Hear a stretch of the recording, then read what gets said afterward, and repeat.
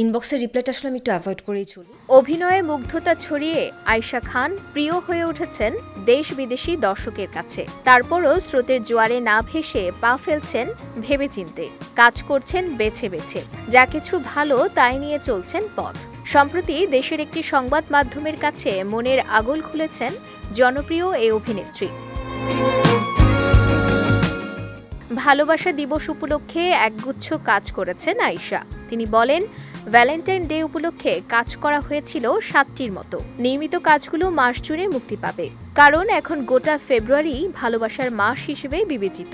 এরই মধ্যে ব্যথার বাগান নামে একটি নাটক মুক্তি পেয়েছে। পাশাপাশি নেক্সট ডোর নেইবার নামে একটি ওয়েব কন্টেন্টও মুক্তি পেয়েছে। ব্যথার বাগানের মতো নেক্সট ডোর নেইবার নিয়েও আমি আশাবাদী। এরকম গল্প খুব কম আসে। এ ধরনের চরিত্রের জন্য মুখিয়ে থাকি। বিশেষ করে নেক্সট ডোর নেইবারের চরিত্রটি একেবারে ভিন্ন। ট্রেলারের প্রশংসা করছেন সবাই, বাকিটা দর্শকদের ওপর।